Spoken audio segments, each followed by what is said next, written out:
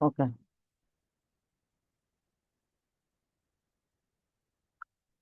ওকে, তাহলে সূরা আত-তাওবা এখানে বলছে যে এরা আল্লাহ তাআলার আয়াতসমূহকে সামান্য মূল্যের বিনিময়ে বিক্রি করে দিয়েছে এবং মানুষকে তারা পথ থেকে দূরে রেখেছে। নিশ্চয়ই এটা খুব জঘন্য কাজ। তা যারা তা করেছিল, যা তারা করেছিল। ঈমানদার লোকেদের ব্যাপারে এরা যেমন আত্মীয়তার ধার ধারে না, তেমনি কোনো অঙ্গীকারের মর্যাদাও এরা রক্ষা করে না। মূলত এরা হচ্ছে সীমা লঙ্ঘনকারী। যদি তারা তওবা করে, নামাজ প্রতিষ্ঠা করে, জাকাত আদায় করে, তাহলে তারা হবে তোমাদেরই দিনী ভাই। আমি সেসব মানুষের কাছে আমার আয়াত সমূহ স্পষ্ট বর্ণনা করি, যারা সত্য মিথ্যা বুঝতে পারে।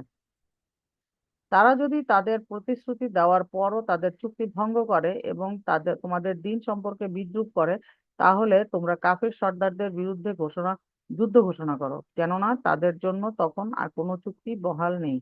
আশা করা যায় তারা এসব কাজ থেকে বিরত থাকবে। 13, তোমরা কি এমন একটি দলের বিরুদ্ধে যুদ্ধ করবে না যারা বারবার নিজেদের অঙ্গীকার ভঙ্গ করেছে, যারা রসূলকে তার দেশ থেকে বের করার সংকল্প করেছে এবং তারাই প্রথম তোমাদের উপর হামলা শুরু করেছে? তোমরা কি তাদের ভয় করো? অথচ যদি তোমরা মুমিন হও, তবে তাহলে তোমাদের উচিত আল্লাহ তাআলাকেই বেশি ভয় করা। তোমরা তাদের সাথে লড়াই করো। আল্লাহ তাআলা তোমাদের হাত দিয়েই তাদের শাস্তি দিবেন। তিনি তাদের অপমানিত করবেন, তাদের উপর বিজয় দিয়ে তিনি তোমাদের সাহায্য করবেন এবং তিনি মুমিন সম্প্রদায়ের অন্তরগুলোকেও নিরাময় করে দেবেন। তিনি এর দ্বারা তাদের দিলের ক্ষোভ বিদূরিত করে দিবেন। আল্লাহ তাআলা যাকে চাইবেন তার প্রতি ক্ষমা পরবশ হবেন। আল্লাহ তাআলা সুবিজ্ঞ কুশলী। তোমরা কি মনে করে নিয়েছো যে তোমাদের এমনি ছেড়ে দেওয়া হবে, অথচ এখন আল্লাহ তাআলা পরখ করে নেননি যে তোমাদের মাঝে কারা আল্লাহর পথে জিহাদ করেছে এবং আল্লাহ তাআলা তার রাসূল এবং মুমিনদের ছাড়া অন্য কাউকে কখনো বন্ধু গ্রহণ করেননি। বস্তুত তোমরা যা কিছু করো আল্লাহ তাআলা সেই সম্পর্কে সম্যক অবগত রয়েছেন। মুশরিকদের জন্য এটা মানায় না যে তারা আল্লাহ তাআলার মসজিদ আবাদ করবে। তারা তো নিজেরাই নিজেদের উপর কুফরি সাক্ষ্য দিচ্ছে। মূলত এরা হচ্ছে সেসব লোক যাদের যাবতীয় কর্মকাণ্ড বরবাদ হয়ে গেছে এবং চিরকাল এরা দোজখের আগুনেই কাটাবে। আল্লাহ তাআলার ঘর মসজিদ তো আবাদ করবে তারা যারা আল্লাহ তাআলার উপর ও পরকালের উপর ঈমান আনে, নামাজ প্রতিষ্ঠা করে, জাকাত আদায় করে আর আল্লাহ তাআলার ছাড়া আর কাউকে ভয় করে না। আশা করা যায় এরা হেদায়েতপ্রাপ্ত মানুষের অন্তর্ভুক্ত হবে।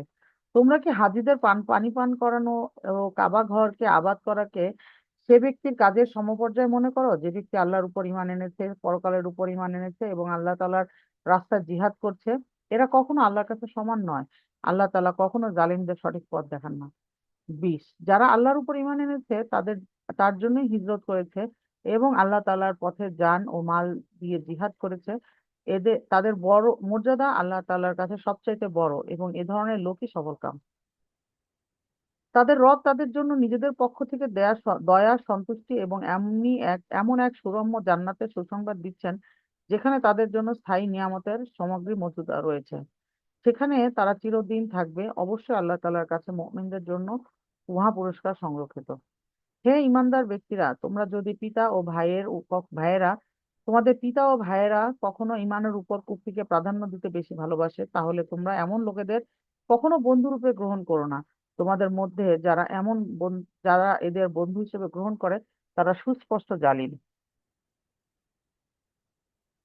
হে নবী, তুমি বলো, যদি তোমাদের পিতা, তোমাদের সন্তানাদি, তোমাদের ভাই, তোমাদের পরিবার পরিজন, তোমাদের বংশগোত্র এবং তোমাদের ধন সম্পদ যা তোমরা অর্জন করেছো এবং ব্যবসা বাণিজ্য যা লোকসান হয়ে যাবে বলে তোমরা ভয় করো, তোমাদের বাড়িঘর সমূহ যা তোমরা পছন্দ করো, যদি এগুলো তোমাদের কাছে আল্লাহ তাআলা ও তার রাসূল তার পথে জিহাদ করার চাইতে বেশি প্রিয় হয়, তাহলে তোমরা আল্লাহ তাআলার পক্ষ থেকে তার আযাবের ঘোষণা আসা পর্যন্ত অপেক্ষা করো। জেনে রেখো আল্লাহ তাআলা কখনো পাপী সম্প্রদায়কে হেদায়েত করেন না। 25, আল্লাহ তাআলা তো বহু জায়গায় তোমাদের সাহায্য করেছেন, বিশেষ করে হুনায়নের দিনে, সেদিন যখন তোমাদের সংখ্যাধিক্য তোমাদের উৎফুল্ল করে দিয়েছিল। অথচ সংখ্যার এই বিপুলতা তোমাদের তখন কোনো কাজেই আসেনি। জমিন তার বিশালতা সত্ত্বেও সেদিন তোমাদের উপর সংকুচিত হয়ে পড়েছিল।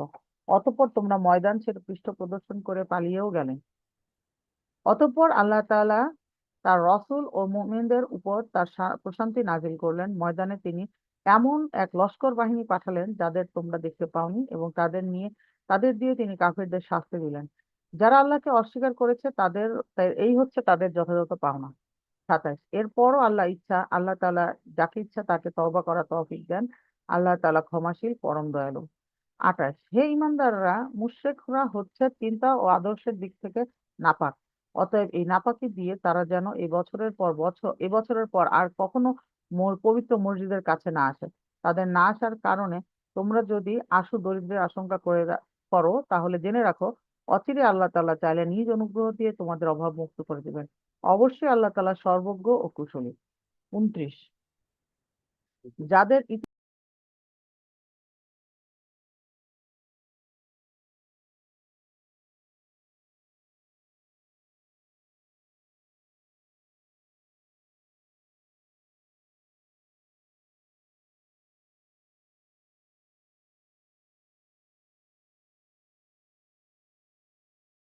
আপু আপনি মিউট হয়ে গেছেন।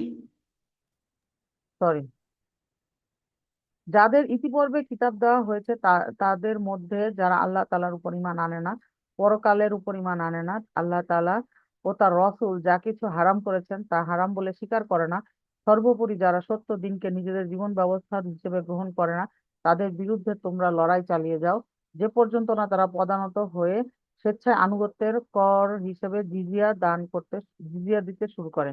ইহুদিরা বলে উজায়ের আল্লাহর পুত্র, আবার খ্রিস্টানরা বলে মাসিহ আল্লাহর পুত্র। আসলে এসবই হচ্ছে তাদের মুখের কথা। তাদের আগে যারা কুফরি করেছে এসব কথার মাধ্যমে এরা তাদেরই অনুকরণ করছে মাত্র। আল্লাহ তাআলা এদের ধ্বংস করুন। তাকিয়ে দেখো এদের কিভাবে আজ দাঁড়ে দাঁড়ে ঠোকর খাওয়ানো হচ্ছে। 31, এই লোকেরা আল্লাহ তাআলাকে বাদ দিয়ে তাদের ধর্মীয় পণ্ডিত ও পীর দরবেশদের মাবুদ বানিয়ে নিয়েছে এবং মাবুদ বানিয়ে রেখেছে মারিয়াম পুত্র মাসিকেও, অথচ এক ইলাহ ছাড়া তাদের অন্য কারো বান্দিগি করতে আদেশ দেওয়া হয়নি। তিনি তাছাড়া আর কোনো মাবুদ নেই। তারা তাদের সাথে শরিক করে এসব থেকে তারা যাদের সাথে তার শরিক করে তিনি এসব থেকে অনেক পবিত্র। এরা তাদের মুখে ফুৎকার দিয়ে আল্লাহর দ্বীনের নূর নিভিয়ে দিতে চায়, কিন্তু আল্লাহ তাআলা তার এই নূরকে পূর্ণ করা ছাড়া অন্য কিছু চান না। যদিও কাফেরদের কাছে এটা খুবই অপ্রীতিকর মনে হয়। তিনি মহান আল্লাহ, যিনি তোমাদের কাছে সুস্পষ্ট হিদায়াত ও সঠিক জীবন বিধান সহকারে তার রসূলকে পাঠিয়েছেন, যেন তিনি এই বিধানকে দুনিয়ার সব কয়টি বিধানের উপর বিজয়ী করে দিতে পারেন। মুশরিকরা এই বিজয়কে যত খারাপ মনে করুক না কেন, হে ঈমানদার লোকেরা, অবশ্যই আহলে কিতাবদের মাঝে এমন বহু পণ্ডিত ও ফকির দরবেশ আছে যারা অন্যায়ভাবে সাধারণ মানুষদের সম্পদ ভোগ করে। এরা আল্লাহর বান্দাদের আল্লাহর পথ থেকে ফিরিয়ে রাখে। এদের মাঝে যারা সোনা রূপা পুঞ্জীভূত করে রাখে তা আল্লাহর পথে ব্যয় করে না। তুমি তাদের কঠিন পীড়াদায়ক আযাবের সুসংবাদ দাও। 35, যেদিন পুঞ্জীভূত সোনা রূপা জাহান্নামের আগুনে উত্তপ্ত করা হবে, তারপর তা দিয়ে যারা এগুলো জমা করে রেখেছিল তাদের কপালে ও তাদের পার্শ্ব ও তাদের পিঠে এঁকে দেওয়া হবে। তাদের বলা হবে চিহ্ন এঁকে দেওয়া হবে। তাদের বলা হবে, এ হচ্ছে তোমাদের সম্পদ যা তোমরা নিজেদের জন্য জমা করে রেখেছিলে। অতএব যা কিছু সেদিন জমা করেছিলে আজ তার স্বাদ গ্রহণ করো। 36, আসমান সমূহ ও পৃথিবী সৃষ্টির দিন থেকে আল্লাহ তাআলা বিধানের মাসের সংখ্যা 12টি। এটা রয়েছে আল্লাহর কিতাবে। এই 12টির মধ্যে 4টি হচ্ছে যুদ্ধ বিগ্রহের জন্য নিষিদ্ধ মাস। এটা আল্লাহ প্রণীত নির্ভুল ব্যবস্থা। অতএব তার ভেতর হানাহানি করে তোমরা নিজেদের উপর জুলুম করো না। তোমরা একসাথে মিলিত হয়ে মুশরিকদের সাথে যুদ্ধ করবে, যেমনি ভাবে তারাও একসাথে তোমাদের বিরুদ্ধে লড়াই করে। জেনে রেখো যারা তাকওয়া অবলম্বন করে আল্লাহ তাআলা অবশ্যই তাদের সাথে রয়েছেন। নিষিদ্ধ মাসকে হীন স্বার্থে মুলতবি করা বা তার আগপাচ করা বা তো কুফরি। হ্যাঁ,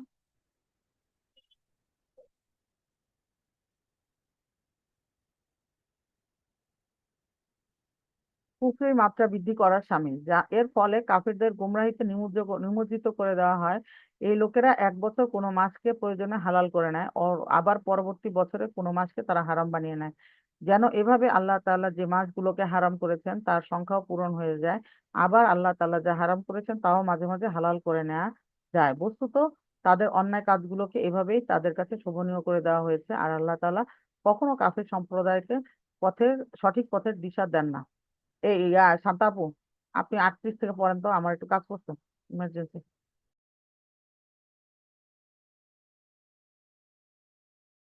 বা অন্য কেউ পড়েন, আয়শা আপু পড়তে পারবেন? জি পারবো ইনশাল্লাহ উস্তাদা। জি, একটু কষ্ট করে তাহলে স্ক্রিনশট দিয়ে একটু পড়েন, আমি হ্যাঁ জি আসতেছি, আপু, যদি ঠিক আসতে আছে। পারি লাস্টে বলবো।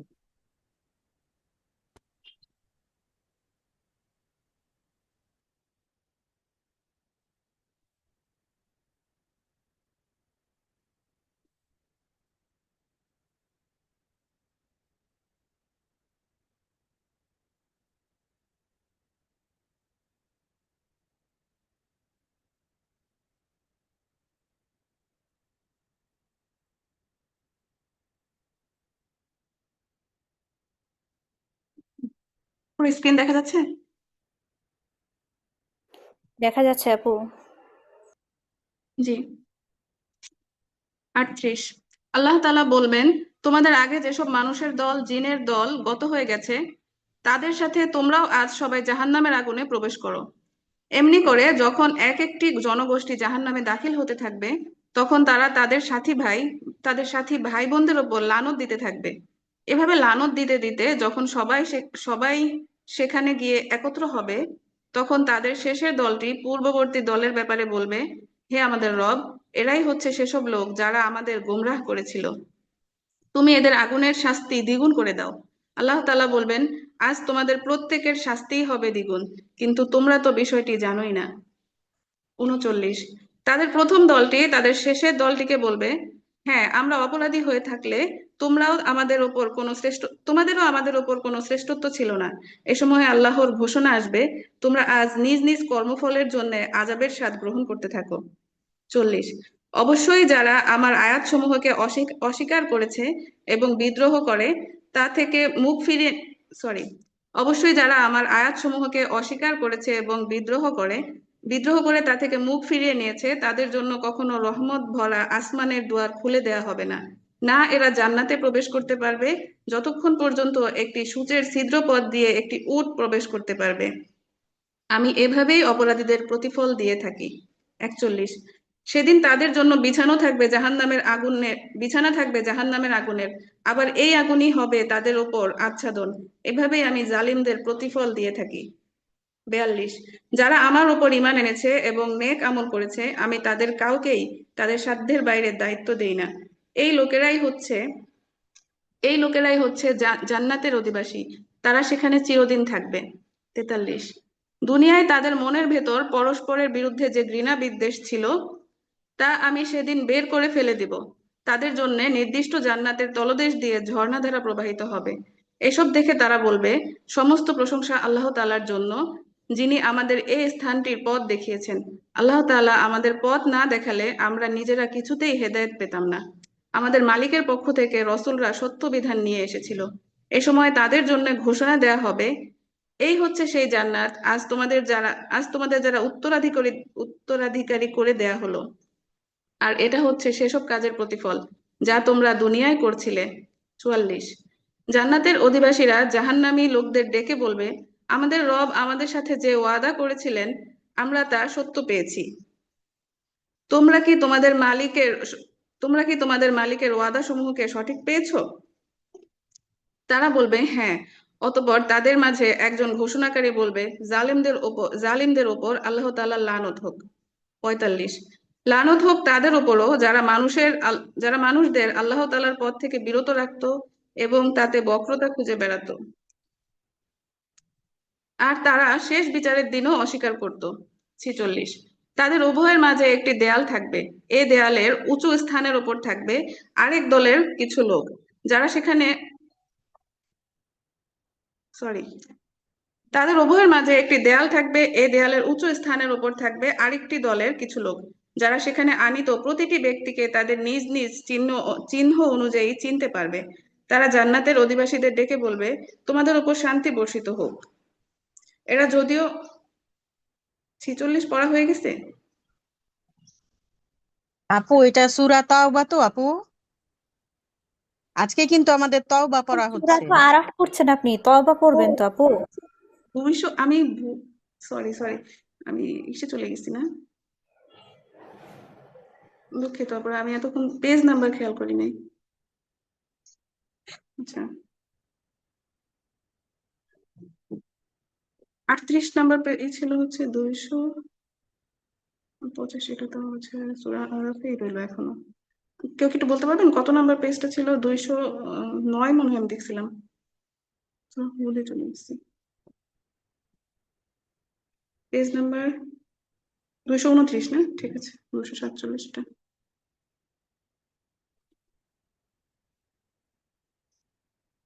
বুঝলাম না, আমার এখানে হইতেছে না কেন।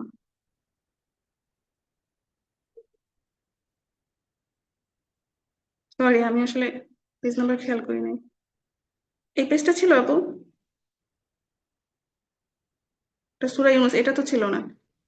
229। সূরা তাওবার 38 নম্বর আয়াত পর্যন্ত পড়েছেন আপু, মানে 38 আচ্ছা নম্বর আচ্ছা থেকে আপনি শুরু করবেন।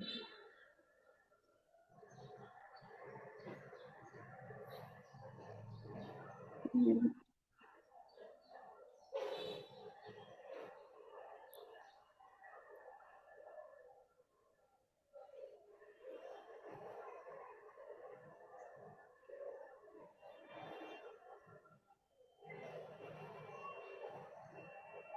জি এখান থেকে জি, সরি 38 থেকে। জি জাযাকাল্লাহু খাইরান। বিসমিল্লাহ। 38। হে ঈমানদাররা, এ কি হলো তোমাদের? যখন তোমাদের আল্লাহ তাআলার পথে কোনো অভিযানে বের হতে বলা হয়, তখন তোমরা জমিন আঁকড়ে ধরো। তোমরা কি আখিরাতের স্থায়ী কল্যাণের তুলনায় এই দুনিয়ার অস্থায়ী জীবনকে নিয়েই বেশি সন্তুষ্ট? অথচ পরকালে হিসাবের মানদণ্ডে দুনিয়ার মাল সামানা নিতান্তই কম। 39। তোমরা যদি তার পথে বের না হও, তাহলে এজন্যে তিনি তোমাদের কঠিন শাস্তি দেবেন এবং তোমাদের অন্য এক জাতি দ্বারা তিনি বদল করে দেবেন। তোমরা তার কোনোই অনিষ্ট সাধন করতে পারবে না। আল্লাহ তাআলা সবকিছুর উপর ক্ষমতাবান। 40। হে মুমিনরা, তোমরা যদি তাকে সাহায্য না করো, তাহলে আল্লাহ তাআলাই তাকে সাহায্য করবেন। আল্লাহ তাআলা তাকে সাহায্য করেছিলেন যখন কাফেররা তার তার ভিটে বাড়ি থেকে বের করে দিয়েছিল, বিশেষ করে যখন সে ছিল মাত্র দুজনের মধ্যে একজন, তাও আবার তারা দুজন ছিল অন্ধকার এক গুহার মধ্যে। হে নবী, যখন তার সাথীকে বলেছিল সে নবী যখন তার সাথীকে বলেছিল, কোনো দুশ্চিন্তা করো না, আল্লাহ তাআলা আমাদের সাথেই আছেন। অতঃপর আল্লাহ তাআলা তার উপর তার প্রশান্তি নাজিল করে তাকে সাহায্য করলেন এবং এমন এমন বাহিনী দ্বারা তাকে শক্তি যোগালেন যাদের তোমরা দেখতে পাওনি, এবং যারা আল্লাহ তাআলাকে অমান্য করেছে তিনি তাদের যাবতীয় বক্তব্য নিচু করে দিলেন। পরিশেষে আল্লাহর কথাই উপরে থাকে। আল্লাহ তাআলা পরাক্রমশালী, প্রবল প্রজ্ঞাময়। 41। তোমরা অভিযানে বের হয়ে পড়ো, কম হোক কিংবা বেশি, রণসম্ভারে হোক, এবং জিহাদ করো আল্লাহ তাআলার পথে নিজেদের জান দিয়ে, মাল দিয়ে। এটাই তোমাদের জন্য উত্তম। কত ভালো হতো যদি তোমরা বুঝতে পারতে। 42।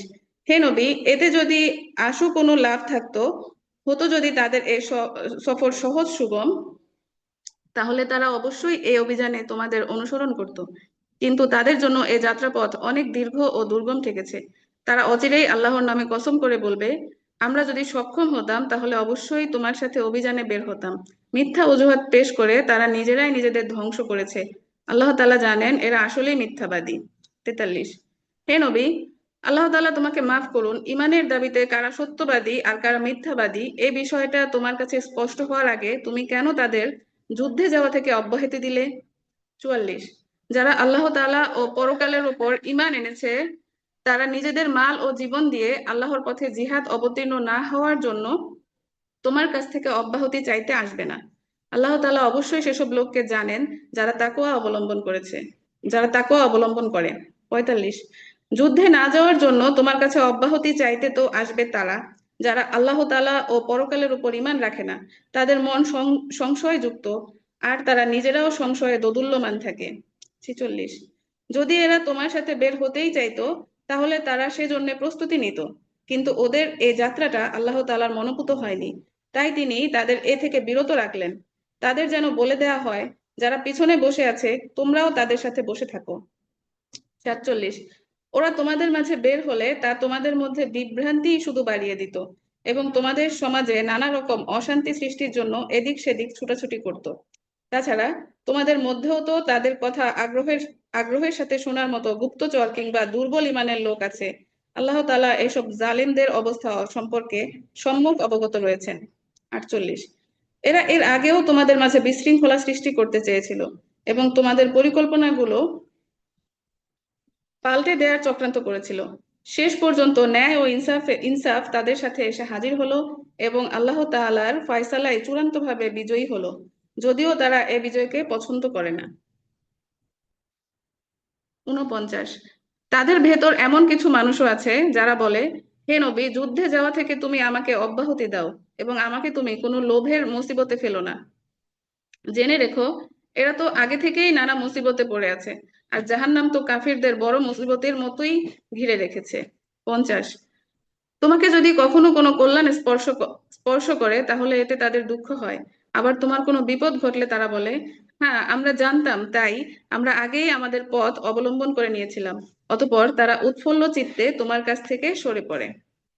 51, তুমি বলো, আসলে কল্যাণ অকল্যাণ কখনো আমাদের স্পর্শ করবে না, হবে শুধু তাই যা আল্লাহ তাআলা আমাদের জন্য নির্দিষ্ট করে রেখেছেন। তিনিই আমাদের একমাত্র বন্ধু, আর যারা মুমিন তাদের তো শুধু আল্লাহ তাআলার উপরই ভরসা করা উচিত। 52 থেকে জি মনে আপু, হয়। হ্যাঁ 52 আপু, আমি পড়ছি। ঠিক আছে। 52, আমাদের ব্যাপারে তোমরা কি বিজয় ও শাহাদাত এ দুটো কল্যাণের যে কোনো একটির অপেক্ষা করছো?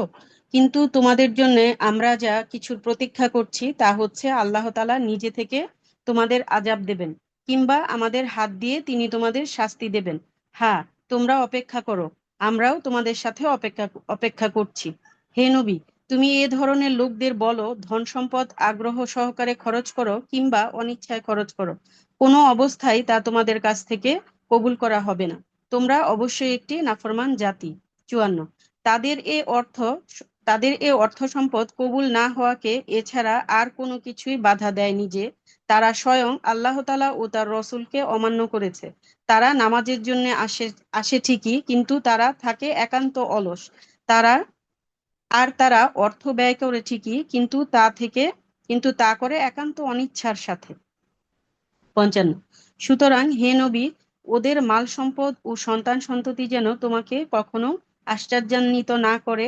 আল্লাহ তাআলা এসব কিছু দিয়ে তাদের এ দুনিয়ার জীবনে আযাব দিতে চান, আর আর যখন তাদের জান বের হয়ে যাবে তখন তারা কাফের অবস্থায় থাকবে। 56, এরা আল্লাহ তাআলার নামে কসম করে বলে, নিঃসন্দেহে এরা তোমাদের দলের লোক। আসলে এরা কখনোই তোমাদের লোক নয়, এরা হচ্ছে সত্যি একটি ভীত সন্ত্রস্ত জাতি। 57, তারা যদি এতটুকু আশ্রয়স্থল কোথাও পেয়ে যায় কিংবা পায়, যদি মাথা লুকোবার কোনো গিরিগুহা অথবা ঢুকে পালাবার কোনো জায়গা, তাহলে অবশ্যই তারা সেদিকে দ্রুত পালিয়ে যাবে, মনে হবে তারা রশি ছিঁড়ে পালাচ্ছে। 58, এদের মাঝে এমন লোকও আছে যারা অনুদানের ভাগ বন্টনের ব্যাপারে তোমাদের উপর দোষারোপ করে, কিন্তু সে অংশ থেকে যদি তাদের কিছু দেয়া হয় তাহলে তারা খুবই সন্তুষ্ট হয়, আবার যদি তা থেকে তাদের কিছু দেয়া না হয় তাহলে তারা বিক্ষুব্ধ হয়ে ওঠে।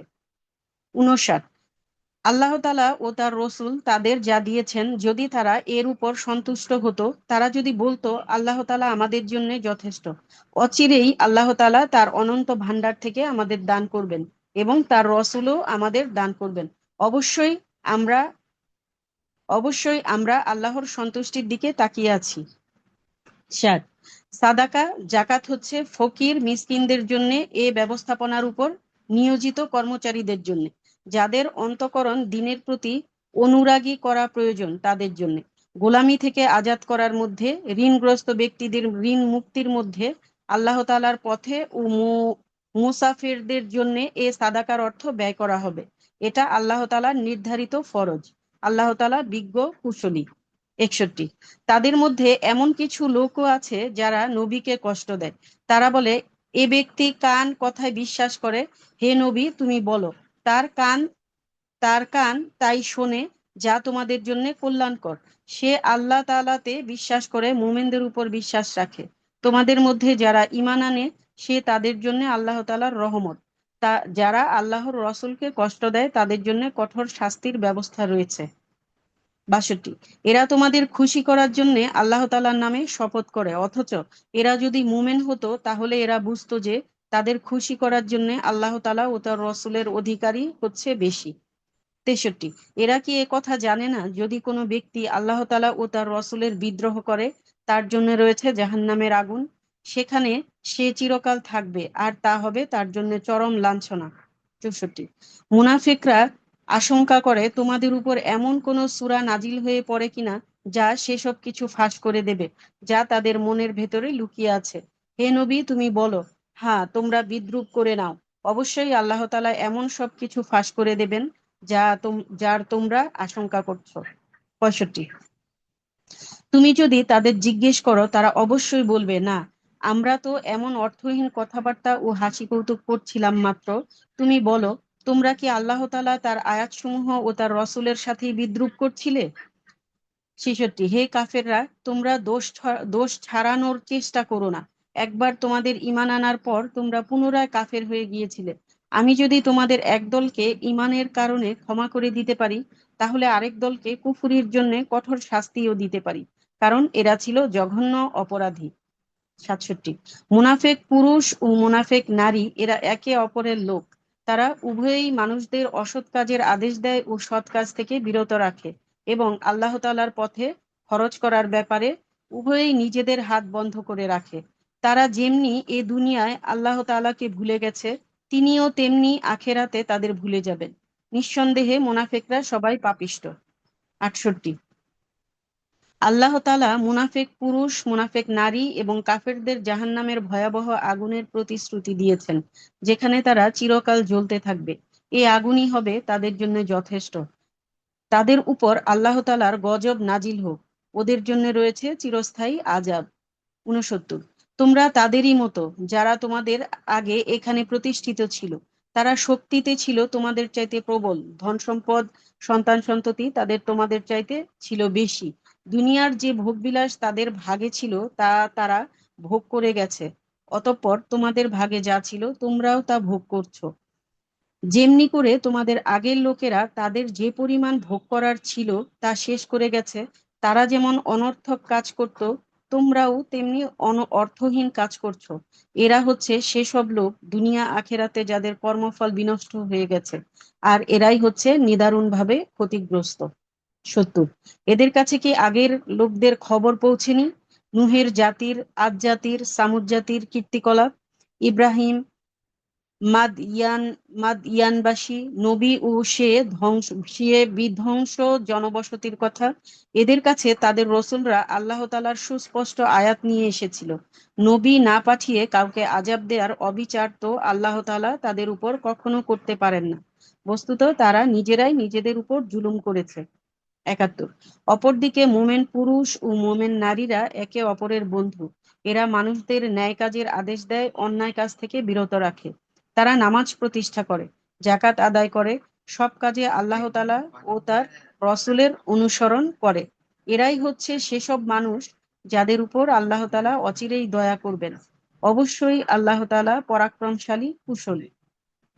72 এ ধরনের মোমেন পুরুষ ও মোমেন নারীদের আল্লাহ তাআলা এমন এক সুরম্য জান্নাতের প্রতিশ্রুতি দিয়েছেন, যার তলদেশ দিয়ে ঝর্ণা দ্বারা প্রবাহমান থাকবে, সেখানে তারা চিরদিন অবস্থান করবে। জান্নাতে তাদের জন্য সুন্দর সুন্দর বাসস্থানের ব্যবস্থা থাকবে। সেদিনের সবচাইতে বড় নিয়ামত হবে আল্লাহ তাআলার পক্ষ থেকে সন্তুষ্টি। এটাই হবে সবচেয়ে বড় সাফল্য। 73 হে নবী, কাফের ও মুনাফেকদের বিরুদ্ধে জিহাদ করো, ওদের উপর কঠোরতা অবলম্বন করো। এদের আবাসস্থল হবে জাহান্নাম। জাহান্নাম কতই না নিকৃষ্ট স্থান। 74 এরা আল্লাহর নামে কসম করে বলে, কুফরি শব্দ এরা বলেনি। হ্যাঁ, কুফরি শব্দ এরা অবশ্যই বলেছে এবং তাদের ইসলাম গ্রহণের পরই তারা কুফরি করেছে। এরা এমন এক কাজের সংকল্প করেছিল যা তারা কখনো করতে পারেনি। এরপরও তাদের প্রতিশোধ নেয়ার এছাড়া আর কি কারণ থাকতে পারে? আল্লাহ তাআলা ও তার রসুল নিজ অনুগ্রহ দিয়ে তাদের ধনশালী করে দিয়েছেন। এখনো যদি এরা তওবা করে তাহলে এটা তাদের জন্যই ভালো হবে। আর যদি তারা সত্য থেকে মুখ ফিরিয়ে নেয়, তাহলে আল্লাহ তাআলা দুনিয়া আখেরাত উভয় স্থানেই তাদের কঠিন আযাব দেবেন এবং উপরন্তু এ জমিনে তাদের কোনো বন্ধু কিংবা সাহায্যকারী থাকবে না। 75 ওদের মধ্যে এমন কিছু লোকও আছে যারা আল্লাহর সাথে ওয়াদা করেছিল, যদি তিনি নিজ অনুগ্রহে আমাদের সম্পদ দান করেন, তাহলে আমরা অবশ্যই আল্লাহর পথে দান করব এবং অবশ্যই আমরা নেক লোকদের অন্তর্ভুক্ত হয়ে যাব। 76 অতঃপর যখন তিনি নিজ অনুগ্রহে তাদের ধনসম্পদ দান করলেন, তখন তারা তার সাথে কার্পণ্য করল এবং আল্লাহ তাআলাকে দেয়া ওয়াদা থেকে তারা ফিরে এলো। 77 অতঃপর তিনি তাদের অন্তরে মুনাফিকি বদ্ধমূল করে দিলেন সেদিন পর্যন্ত যেদিন তারা তার সাথে সাক্ষাৎ করবে। এটা এ কারণে এরা আল্লাহ তাআলার কাছে যে ওয়াদা করেছিল তা ভঙ্গ করেছে এবং এরা মিথ্যা বলেছে। 78 এরা কি একথা জানতো না তাদের সব গোপন কথাও সব শলা পরামর্শ সম্পর্কে আল্লাহ তাআলা জানেন এবং অবশ্যই আল্লাহ তাআলা গায়েব সম্পর্কে বিশেষভাবে অবহিত।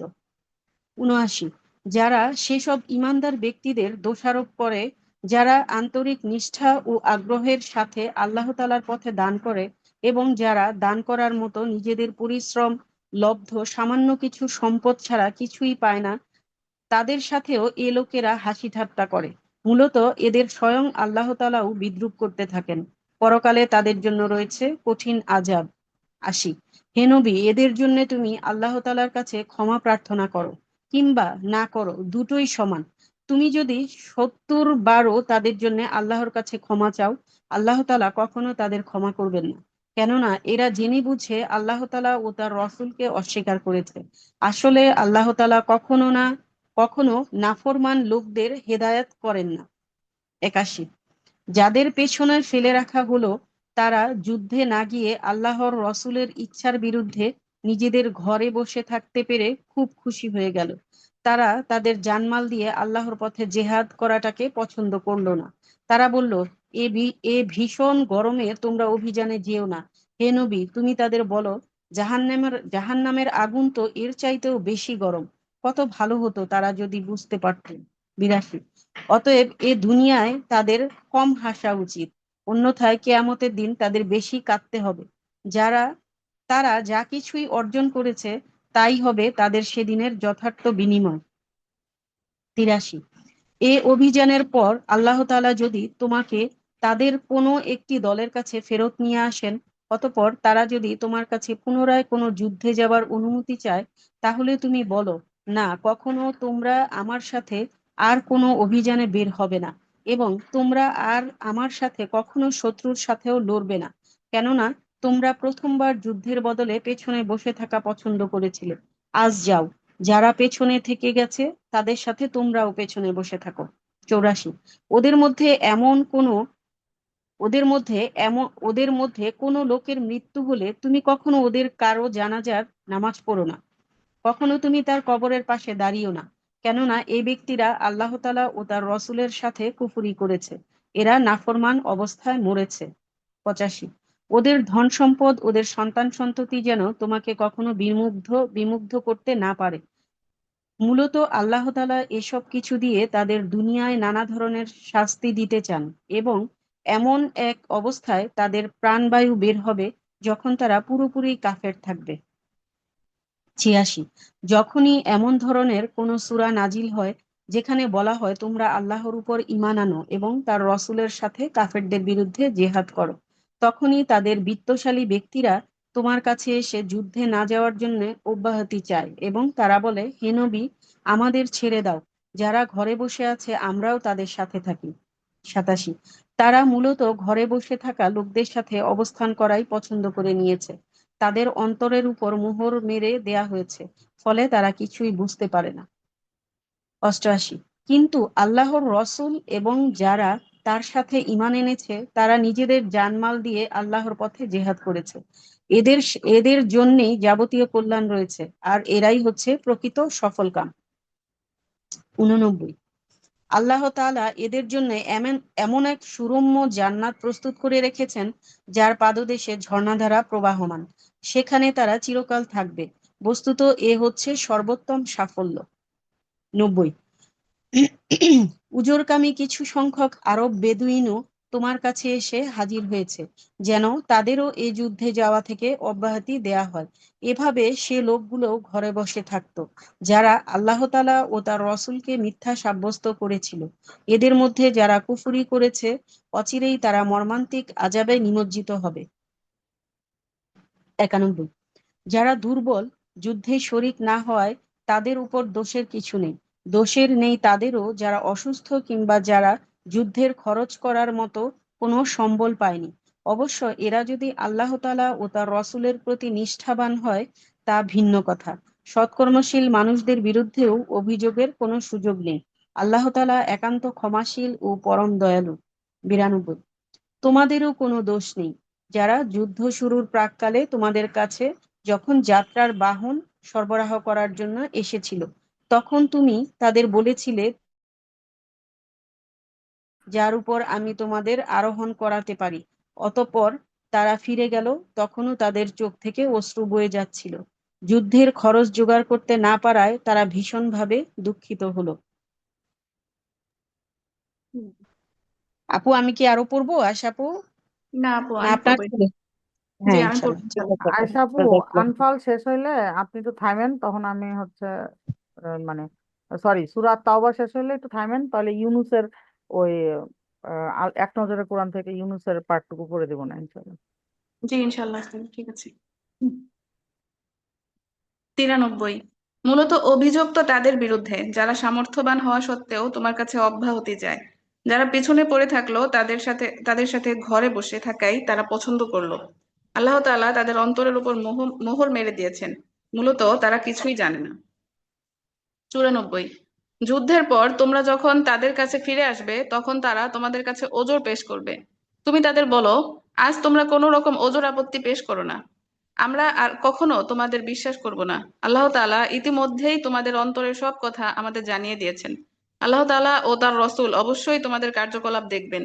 অতঃপর তোমাদের সেই মহান সত্তার কাছেই ফিরিয়ে নেওয়া হবে, যিনি যেমন জানেন তোমাদের গোপন করে রাখা সবকিছু, তেমনি জানেন প্রকাশ্য বিষয়সমূহ।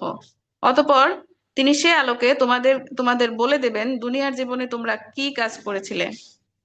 95। যখন তোমরা তাদের কাছে ফিরে আসবে তখন তারা আল্লাহ তাআলার নামে কসম করে তোমাদেরকে বলবে, তোমরা যেন তাদের ব্যাপারটা উপেক্ষা করো। হ্যাঁ, তোমরা ওদের উপেক্ষাই করো, কেননা ওরা হচ্ছে চিন্তা ও কর্মের দিক থেকে নাপাক। তাদের ঠিকানা হচ্ছে জাহান্নাম। দুনিয়ায় তারা যা কিছু করে, যে দুনিয়ায় তারা যা কিছু করে এসেছে এটাই হচ্ছে তার যথার্থ বিনিময়। 96। এরা তোমাদের কাছে এজন্যই কসম করে যেন তোমরা পুনরায় তাদের উপর সন্তুষ্ট হয়ে যাও। কিন্তু তোমরা যদি শতবারও তাদের উপর সন্তুষ্ট হও, আল্লাহ তাআলা কখনো এই ফাসেক সম্প্রদায়ের উপর সন্তুষ্ট হবেন না। 97। বেদুইন আরব লোকগুলোর বেদুইন আরব লোকগুলো কুফর ও মুনাফিকির ব্যাপারে অত্যন্ত কঠোর প্রকৃতির। আল্লাহ তাআলা তার রসূলের উপর দ্বীনের সীমারেখা সম্বলিত যে বিধানসমূহ নাজিল করেছেন, সে জ্ঞান লাভ না করার ক্ষমতাই মনে হয় এদের মধ্যে প্রবল। আল্লাহ তাআলা হচ্ছেন সুবিজ্ঞ কুশলী। 98। বেদুইন আরবদের মধ্যে এমন কিছু লোকও আছে যারা আল্লাহ তাআলার পথে কোনো ব্যয় করলে তাকে জরিমানা মনে করে, এবং কালের বিবর্তনে তোমাদের কাছে কোনো বিপদ মুসিবত আসুক তারা এই অপেক্ষায় থাকে। আসলে কালের মন্দচক্র তো তাদের উপর ছেয়েই আছে। বস্তুত আল্লাহ তাআলা সবকিছু শোনেন, সবকিছু জানেন। 99।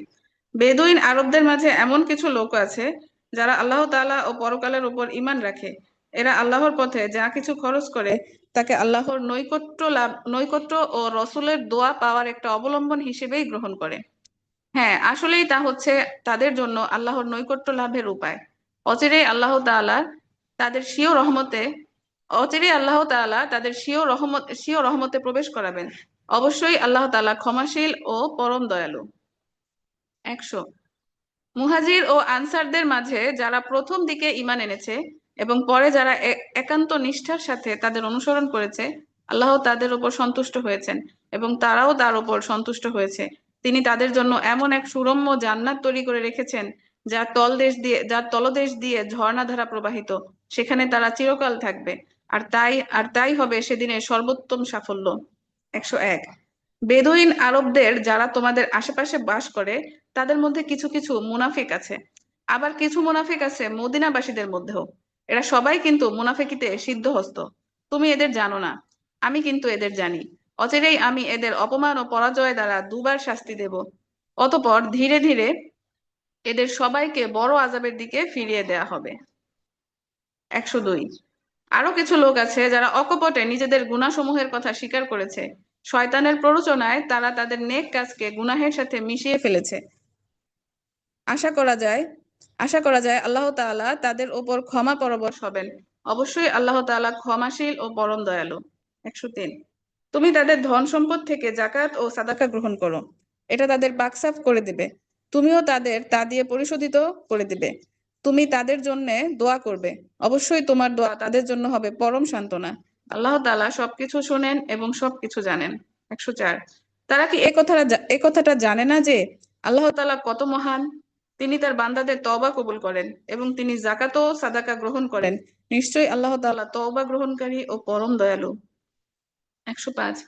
হে নবী, তুমি বলো, তোমরা ভালো কাজ করো, অবশ্যই আল্লাহ তাআলা, তার রসূল ও মুমিনরা তোমাদের ভবিষ্যৎ কর্মকাণ্ড পর্যবেক্ষণ করবেন। অতঃপর মৃত্যুর পর তোমাদের সবাইকে এমন এক সত্তার দিকে ফিরিয়ে দেওয়া হবে, যিনি দেখা অদেখা, জানা অজানা সবকিছু সম্পর্কে সম্যক অবগত। অতঃপর তিনি তোমাদের বলে দেবেন তোমরা দুনিয়ার জীবনে যা কিছু করছিলে। 106। আরো কিছু লোক রয়েছে যাদের ব্যাপারে এখনো আল্লাহ তাআলার সিদ্ধান্তের আশা করা হচ্ছে। তিনি তা তিনি তাদের হয় শাস্তি দেবেন, না হয় তিনি তাদের উপর দয়া পরবশ হবেন। বস্তুত আল্লাহ তাআলা হচ্ছেন সুবিজ্ঞ কুশলী। 107। মুনাফিকদের যারা মসজিদে জেবার বানিয়েছে তাদের একমাত্র উদ্দেশ্য হচ্ছে আল্লাহ তাআলার কুফরি করা, মুসলমানদের মধ্যে অনৈক্য সৃষ্টি করা। সর্বোপরি আগে যেসব লোক আল্লাহ তাআলা ও তার নবীর বিরুদ্ধে যুদ্ধ করেছে তাদের জন্য গোপন ঘাঁটি সরবরাহ করা। এরা অবশ্যই কসম খেয়ে বলবে, আমরা সৎ উদ্দেশ্য ছাড়া অন্য কোনো উদ্দেশ্যে এটি করিনি। আল্লাহ তাআলা নিজে নিজে সাক্ষী দিচ্ছেন, অবশ্যই এরা মিথ্যাবাদী। 108। এবাদতের উদ্দেশ্য কখনো তুমি ইবাদতের উদ্দেশ্যে কখনো তুমি সেখানে দাঁড়াবে না। যে মসজিদ প্রথম দিক থেকেই তাকওয়ার উপর প্রতিষ্ঠিত হয়েছে সেই মসজিদের অধিকার বেশি যে তুমি সেখানেই দাঁড়াবে। সেখানে এমন কিছু মানুষ আছে যারা ঈমান ও আমলের ক্ষেত্রে নিজেরা সব সময় পাক পবিত্র হওয়া পছন্দ করে, আর আল্লাহ তাআলা তো পাকসাফ লোকদেরই ভালোবাসেন। 109। যে ব্যক্তি তার ঘরের ভিত্তি স্থাপন করেছে আল্লাহর ভয় ও তার সন্তুষ্টির ওপর, সে ব্যক্তি উত্তম, না যে ব্যক্তি তার ঘরের ভিত্তি দাঁড় করিয়েছে পতনোন্মুখ একটি গর্তের কিনারায় এবং যা তাকে সহ অচিরেই জাহান্নামের আগুনে গিয়ে পড়বে। আল্লাহ তাআলা জালেম সম্প্রদায়কে হেদায়েত দেন না। 110। যে পর্যন্ত না ওদের অন্তরসমূহ ছিন্ন বিচ্ছিন্ন হয়ে যাবে ততদিন পর্যন্ত ওরা যা বানিয়েছে তা সব সময়ই তাদের অন্তরে একটি কাঁটা হয়ে আটকে থাকবে। আল্লাহ তাআলা সর্বজ্ঞ প্রজ্ঞাময়। 111। অবশ্যই আল্লাহ তাআলা মুমিনদের কাছ থেকে তাদের জান ও তাদের মাল খরিদ করে নিয়েছেন, যেন এর বিনিময়ে তাদের জন্য জান্নাত নির্দিষ্ট থাকে। এরা আল্লাহর পথে যুদ্ধ করে, অতঃপর এ যুদ্ধে কখনো দুশমনদের তারা হত্যা করে, কখনো আবার দুশমনদের হাতে তারা নিহত হয়। তার সাথে এই খাঁটি ওয়াদাটি করা হয়েছে তাওরাত, ইনজিল ও কুরআনে। আর আল্লাহর চাইতে কে বেশি ওয়াদা পূর্ণ করতে পারে? অতএব হে মুমিনরা, তোমরা তার সাথে যে কেনাবেচার চুক্তি সম্পন্ন করলে তার জন্য সুসংবাদ গ্রহণ করো, কেননা এটি হচ্ছে এক মহা সাফল্য। 112। যারা আল্লাহর দরবারে তওবা করে, নিষ্ঠার সাথে তার ইবাদত করে, তার প্রশংসা করে, তার জন্য রোজা রাখে, তার জন্য রুকু সাজদা করে, যারা অন্যদের ভালো কাজের আদেশ দেয় এবং মন্দ কাজ থেকে বিরত রাখে, সর্বোপরি যারা আল্লাহ তাআলার নির্ধারিত হালাল হারামের সীমা রক্ষা করে, হে নবী, তুমি এ ধরনের মুমিনদের জান্নাতের সুসংবাদ দাও। 113। নবী ও তার উপর যারা ঈমান এনেছে তাদের জন্য এটা মানায় না যে তারা মুশরিকদের জন্য কখনো মাগফিরাতের দোয়া করবে, এমনকি যদি তারা তাদের ঘনিষ্ঠ আত্মীয় হয়, বিশেষ করে যখন এটা পরিষ্কার হয়ে গেছে যে তারা আসলেই জাহান্নামের অধিবাসী। 114। ইব্রাহিমের স্বীয় পিতার জন্য মাগফিরাতের ব্যাপারটি একটি ওয়াদার প্রতিপালন করা ছাড়া আর কিছুই ছিল না, যে ওয়াদা সে তার পিতার কাছে আগেই করে রেখেছিল। এই ব্যতিক্রমটা ছিল শুধু তার একার জন্যেই, কিন্তু যখন এ কথা তার সামনে পরিষ্কার হয়ে গেল যে সে সত্যি সত্যি আল্লাহর দুশমন, তখন সে তার পিতার সাথে সম্পর্ক ছিন্ন করে ফেলল। অবশ্যই ইব্রাহিম ছিল একজন কোমল হৃদয় ও সহানুভূতিশীল মানুষ। 115। আল্লাহ তাআলা এমন নন যে কোনো জাতিকে একবার হেদায়েত দানের পর পুনরায় তিনি তাদের গুমরাহ করে দিবেন, যতক্ষণ না তাদের সুস্পষ্টভাবে এই কথাটি জানিয়ে দেওয়া হয় কোন জিনিস থেকে তাদের সাবধান হতে হবে। অবশ্যই আল্লাহ তাআলা সকল বিষয়ের জ্ঞান রাখেন। 116। নিঃসন্দেহে আকাশমণ্ডলী ও পৃথিবীর সার্বভৌম ক্ষমতা একমাত্র আল্লাহ তাআলার হাতেই। তিনিই জীবন দেন, তিনিই মৃত্যু ঘটান। আল্লাহ তাআলা ছাড়া তোমাদের জন্য কোনো অভিভাবক নেই কোনো সাহায্যকারীও। 117। অবশ্যই আল্লাহ তাআলা তার নবীর ওপর অনুগ্রহ করেছেন মুহাজিরদের ওপর, আনসারদের ওপর, যারা একান্ত কঠিন সময়ে তার অনুসরণ করেছে, তাদের সবার ওপর।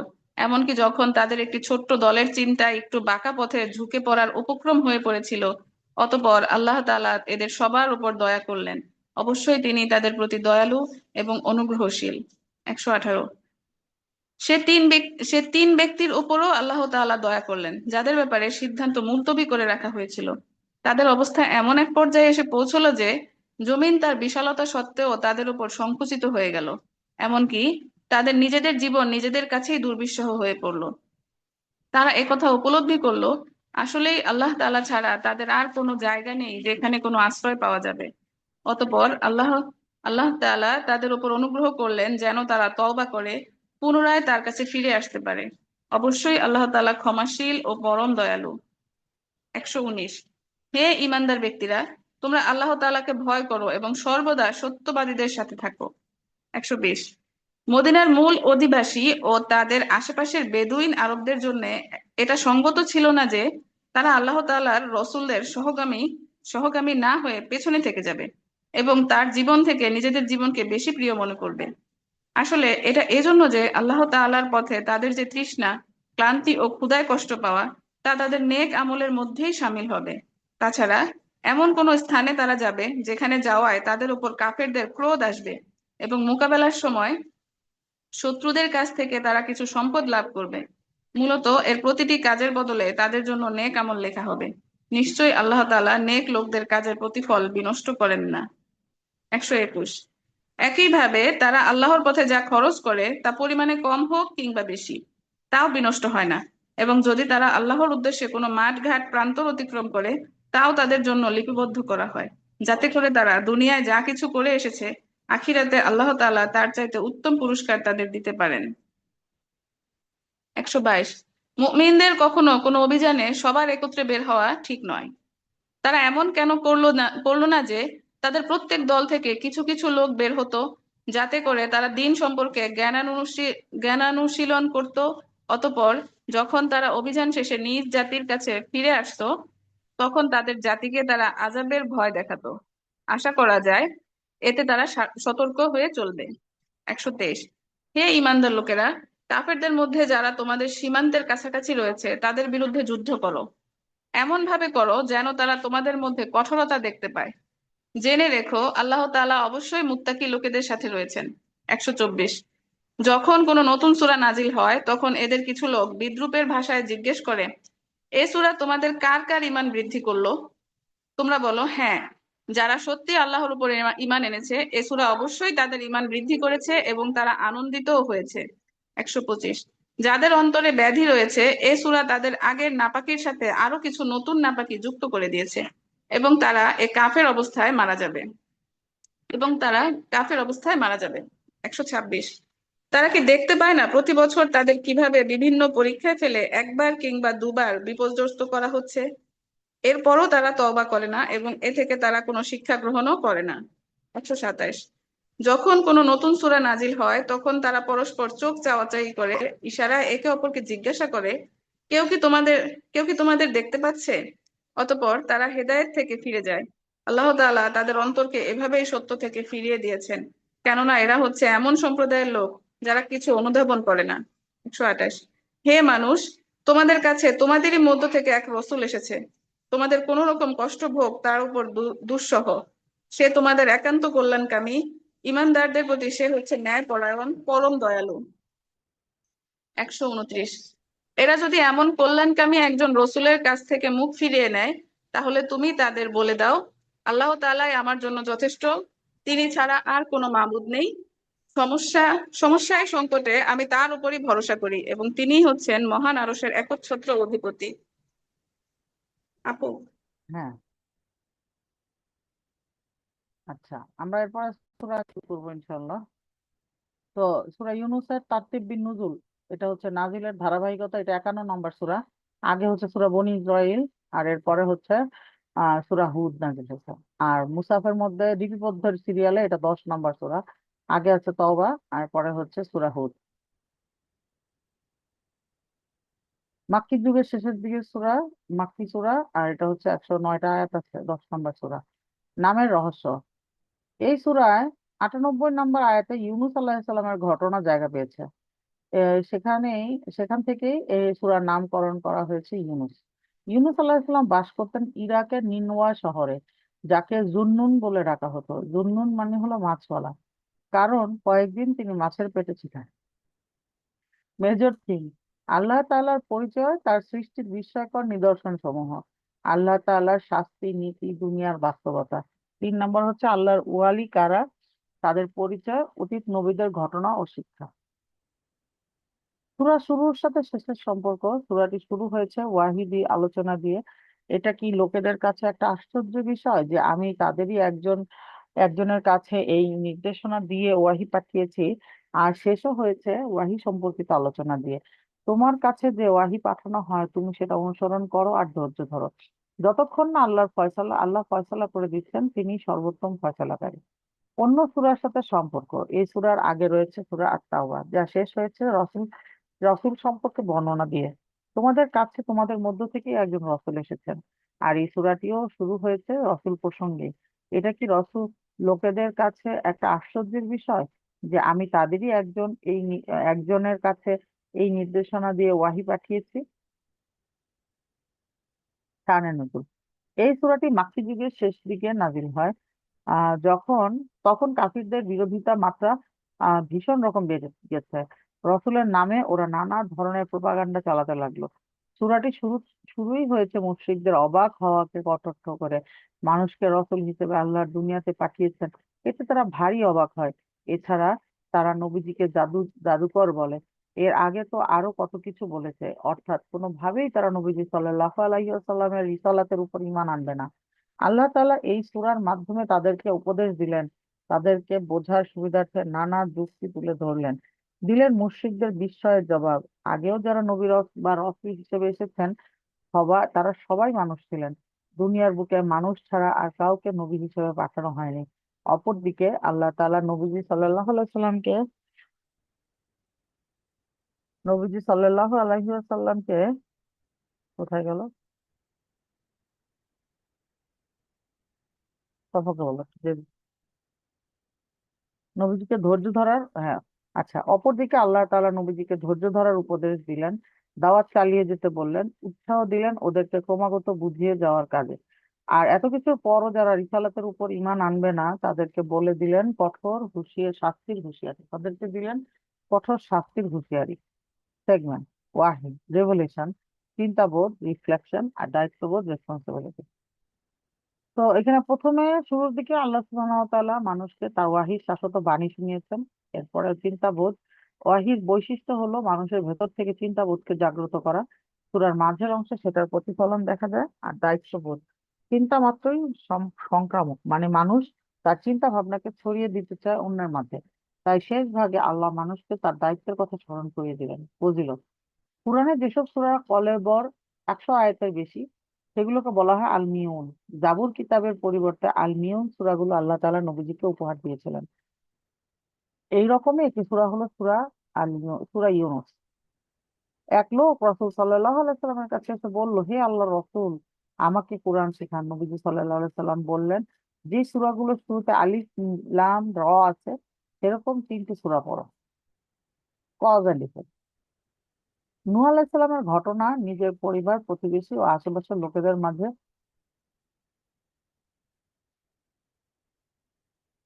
বেশি করে ছড়িয়ে দিন, যেন সবার মাঝে এই ধারণার বীজ বুনে দেওয়া যায় যে সম্পর্ক করতে হবে কেবল ঈমানের ভিত্তিতে, নয় ঈমান ছাড়া কেউ কারো নয়।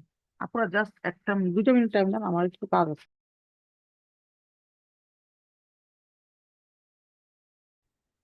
তারপরে বলছে যে নূহ আলাইহিস সালামের ঘটনা নিজের পরিবার ও প্রতিবেশী ও আশেপাশের লোকেদের মাঝে বেশি বেশি করে ছড়িয়ে দিন, যেন সবার মাঝে এই ধারণার বীজ বুনে দেওয়া যায় যে সম্পর্ক করতে হবে কেবল ঈমানের ভিত্তিতে, ঈমান ছাড়া কেউ কারো নয়। তারপরে গতিপথ। সেন্ট্রাল থিম হচ্ছে হিদায়াত ও মানুষের প্রতিক্রিয়া। প্রথম ধাপে ডিনায়াল, ভালো কাজের দিকে ডাকলে মানুষ মানতে চায় না। প্রথম দিকে গোয়ার্তুমি করে, কারণ বেশিরভাগ মানুষ নফসের দাস। খারাপ কাজে তাদের মন আটকে গেছে। দ্বিতীয় ধাপ অ্যাটাক বা দোষারোপ। এই ধাপে এসে দায়ীকে দোষারোপ করবে। এই ধাপ এই ধাপটা হচ্ছে একজন দায়ীর জন্য সবচেয়ে চ্যালেঞ্জিং, তবে ধৈর্য ধরে এই ধাপটা পার করতে পারলেই সফলতা। তৃতীয় ধাপ হচ্ছে অনুশোচনা। এই ধাপে এসে তার মন একটু নরম হয়, ভাবে আহ্বানকারীরা তো আমার ভালোর জন্যই কথাগুলো বলে। এই সিমটম গুলো দেখা মাত্র দায়ীকে আরো অমায়িক হয়ে যেতে হবে। চতুর্থ ধাপ হচ্ছে মেনে নেওয়া। এই ধাপে সে মেনে নেয়, বুঝতে পারে এতদিন যে পথে ছিলাম তা ছিল খারাপ পথ, গুনাহের পথ। আন্তরিকভাবে তওবা করার কারণে তার দিলটাও তখন ভরে ওঠে শুদ্ধতায়। ওভারভিউ। 1 থেকে 6 আয়াতের মধ্যে হচ্ছে মুশরিকরা আল্লাহর বাণীকে অস্বীকার করে, অথচ সত্যতা যাচাইয়ের জন্য আল্লাহর নিদর্শনগুলোই যথেষ্ট। ঈমানদার ও বেঈমানদের জন্য আছে ভিন্ন ভিন্ন প্রতিদান। তবে বেঈমানদের আল্লাহ সাথে সাথে ধ্বংস করেন না। বেঈমানদেরকে আল্লাহ সাথে সাথে ধ্বংস করেন না। মুশরিকরা কোরআনে পরিবর্তন আনার বায়না ধরে, ক্ষণস্থায়ী দুনিয়ার প্রতি মানুষের ভীষণ আসক্তি এমন বায়নার কারণ। আল্লাহর আনুগত্য ও পরকালে বিশ্বাস হলো মানুষের সহজাত প্রবৃত্তি।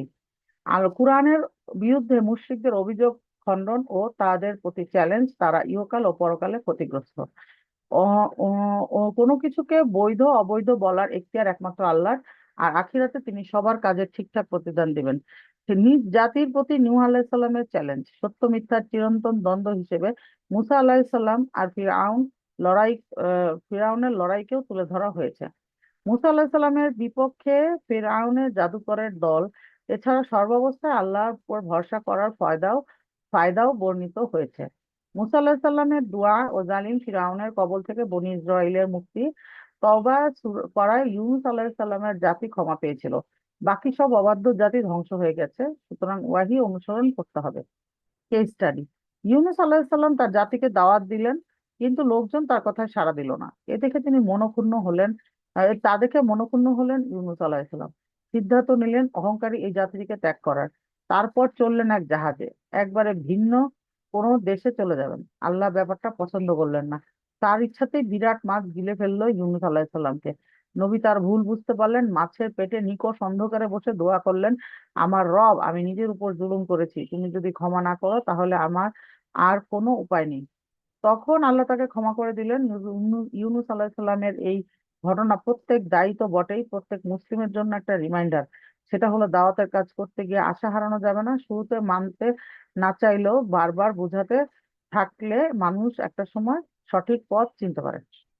এটা আমাদের জন্য খুব ইম্পর্ট্যান্ট। আমরা একবার বললেই মানুষজনদের বলি তো বলতে থাকে, পড়ে না, নামাজ পড়ে না, হেতো নামাজ পড়ে না। এগুলো বলা যাবে না। ধৈর্য নিয়ে যারা দাঁড়ির কাজ করতে চায় তাদের অনেক ধৈর্য থাকতে হয়। রিফ্লেকশনস বা তাদাব্বুর: ইউনূস আলাহিসাল্লামের জাতির নাম ছিল নিনাওয়া। কোরআনে অতীতের যতগুলো জাতির ঘটনা এসেছে তার মধ্যে একমাত্র ব্যতিক্রম হলো এই নিনাওয়া জাতি, কেননা তারা শাস্তি আসার আগ মুহূর্তে ঈমান এনেছিল। ঘটনাটা এরকম: ইউনূস আলাহিসাল্লাম তার জাতিকে দাওয়াত দিলেন, এক আল্লাহর উপর ঈমান আনতে বললেন, কিন্তু তার জাতি সেই ডাকে সাড়া দিল না প্রথমটায়। গুরুত্বহীন কাজ নিয়ে তারা ব্যস্ত রইল। ইউনূস আলাহিসাল্লাম তখন মনের অভিমানে তাদেরকে ছেড়ে চলে গেলেন। তিনি যখন চলে গেলেন তখনই তাদের হুঁশ ফিরল। ভীষণ ভয় জেঁকে বসলো তাদের মনে। তারা বুঝতে পারলো আল্লাহর শাস্তি আসতে আর বাকি নেই। সমাজের উপর মহল থেকে নিচু মহল সবাই একসাথে জড়ো হয়ে জাতিগতভাবে তওবা করার সিদ্ধান্ত নিল। তাদের এই নজিরবিহীন ঐক্যবদ্ধ তওবা দেখে আল্লাহ খুশি হলেন, শাস্তি উঠিয়ে নিলেন, আর ইউনূস আলাইহিস সালামকে বললেন এই জাতির লোকেদের কাছে ফিরে আসতে। এখান থেকে আমরা অত্যন্ত গভীর একটি শিক্ষা পাই। তা হচ্ছে পাপটা যত বড়ই হোক না কেন, তবু শাস্তি থেকে বাঁচা যাবে যদি তওবা হয় খাঁটি, আর সিদ্ধান্ত হয় সামষ্টিক। তার মানে আমাদেরকে কালেকটিভ, অর্থাৎ সবাই মিলে তওবা করতে হবে। কালেকটিভ তওবা শব্দটিকে সবার কাছে পরিচিত করানোর প্রয়োজন। গোটা সমাজকে তওবার দিকে ফিরে আসতে হবে। গুনাহের গুনাহকে সমাজ থেকে বিদায় দিতে হবে চিরতরে, তবেই আল্লাহর পাকড়াও থেকে বাঁচা সম্ভব। আলহামদুলিল্লাহ। দাঁড়ান, হ্যাঁ আয়েশা আপু, আমি ধরে নিচ্ছি, সমস্যা নেই, তোকে আমি ফ্রি আছি। হ্যাঁ, পড়েন। জি আপু। বিসমিল্লাহির রহমানির রহিম। আলিফ লাম র, এগুলো হচ্ছে একটি জ্ঞানগর্ভ গ্রন্থের আয়াত। মানুষের জন্য এটা কি আসলেই একটা আশ্চর্যের বিষয় ছিল যে আমি তাদের মধ্য থেকে তাদেরই মতো একজন মানুষের কাছে ওহী পাঠিয়েছি, যেন সে মানুষকে তা দিয়ে জাহান্নাম সম্পর্কে সাবধান করে দিতে পারে। আবার যারা এই ওহীর ওপর ঈমান আনে তাদের এই মর্মে সুসংবাদ দিতে পারে যে তাদের জন্য তাদের মালিকের কাছে উঁচু মর্যাদা রয়েছে। কাফিররা আশ্চর্যান্বিত হয়ে বলল, নিঃসন্দেহে এই ব্যক্তি হচ্ছে সুস্পষ্ট জাদুকর। 3, হে মানুষ, নিঃসন্দেহে তোমাদের রব আল্লাহ তাআলা, যিনি আকাশমণ্ডলী ও পৃথিবীকে 6 দিনে পয়দা করেছেন, অতঃপর তিনি আরশে সমাসীন হলেন। তিনি তার কাজ স্বহস্তে নিয়ন্ত্রণ করেন। কেউই তার অনুমতি ছাড়া কারো সুপারিশকারী হতে পারে না। এই হচ্ছেন তোমাদের মালিক আল্লাহ তাআলা, অতএব তোমরা তারই ইবাদত করো। তোমরা কি এটা অনুধাবন করবে না? 4, মৃত্যুর পর তোমাদের সবার ফিরে যাবার জায়গা হবে একমাত্র তার কাছে। আল্লাহ তাআলার সকল প্রতিশ্রুতি সত্য। অবশ্যই তিনি এই সৃষ্টির অস্তিত্ব দান করেন। কিয়ামতের দিন তিনিই আবার তার জীবনের পুনরাবৃত্তি ঘটাবেন, যাতে করে যারা তার উপর ঈমান আনে ও ভালো কাজ করে, ইনসাফের সাথে তিনি তাদের কাজের বিনিময় দান করতে পারেন। যারা আল্লাহ তাআলাকে অস্বীকার করে তাদের জন্য উত্তপ্ত পানীয় ও কঠিন শাস্তি রয়েছে, কেননা তারা পরকালের এই শাস্তি অস্বীকার করেছিল। 5, মহান আল্লাহ তাআলা যিনি সূর্যকে তেজদীপ্ত বানিয়েছেন এবং চাঁদকে বানিয়েছেন জ্যোতির্ময়, অতঃপর তিনি তার কিছু মঞ্জিল নির্দিষ্ট করে দিয়েছেন, যাতে করে এই নিয়ম দ্বারা তোমরা বছরের গণনা এবং দিন তারিখের হিসাবটা জানতে পারো। আসলে আল্লাহ তাআলা যা কিছু পয়দা করেছেন তার কোনোটাই তিনি অনর্থক করেননি। যারা সৃষ্টি রহস্য সম্পর্কে জানে তাদের জন্য তিনি নিদর্শনগুলো খুলে খুলে বর্ণনা করেন। 6, অবশ্যই দিন ও রাতের পরিবর্তনে এবং আল্লাহ তাআলা যা কিছু আসমান সমূহ ও জমিনের মাঝে পয়দা করেছেন তার প্রতিটি জিনিসের মাঝে এমন জাতির জন্য আল্লাহ তাআলার চেনার নিদর্শন রয়েছে যারা তাকওয়া অবলম্বন করে। 4, অবশ্যই যারা মৃত্যুর পর আমার সাথে সাক্ষাতের প্রত্যাশা করে না তারা এই পার্থিব জীবন নিয়েই সন্তুষ্ট এবং এখানকার সবকিছু নিয়েই পরিতৃপ্ত। সর্বোপরি যারা আমার নিদর্শন সমূহ থেকে গাফেল থাকে তারাই হচ্ছে সেই সব লোক যাদের ঠিকানা হবে জাহান্নামের আগুন। এটা তাদের সে কাজের বিনিময় যা তারা অর্জন করেছে।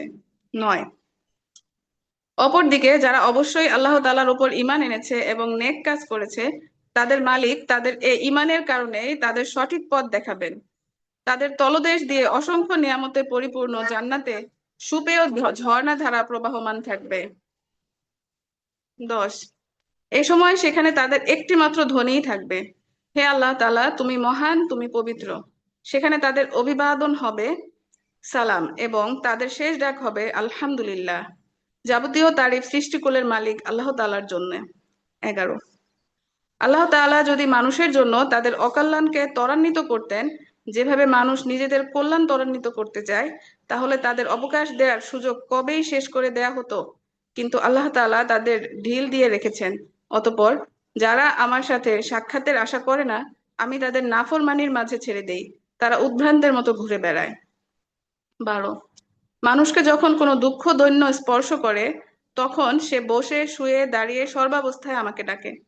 অতঃপর আমি যখন তার দুঃখ কষ্ট তার কাছ থেকে সরিয়ে নিয়ে যাই তখন সে এমনই বেপরোয়া হয়ে চলতে শুরু করে, তাকে যে এক সময় দুঃখ কষ্ট স্পর্শ করেছিল তা দূর করার জন্য মনে হয় আমাকে সে কখনো ডাকেইনি। এইভাবেই যারা সীমা লঙ্ঘন করে তাদের জন্য তাদের কাজকর্মকে শোভনীয় করে দেওয়া হয়েছে। 13, তোমাদের আগে অনেক মানব গোষ্ঠীকে আমি ধ্বংস করে দিয়েছি। যখন তারা জুলুম করেছিল তাদের কাছে সুস্পষ্ট নিদর্শন সমূহ তাদের রসুলরা এসেছিল, কিন্তু তারা তাদের উপর ঈমান আনলো না। এভাবেই আমি নাফরমান জাতিদের তাদের জুলুমের প্রতিফল দিয়ে থাকি।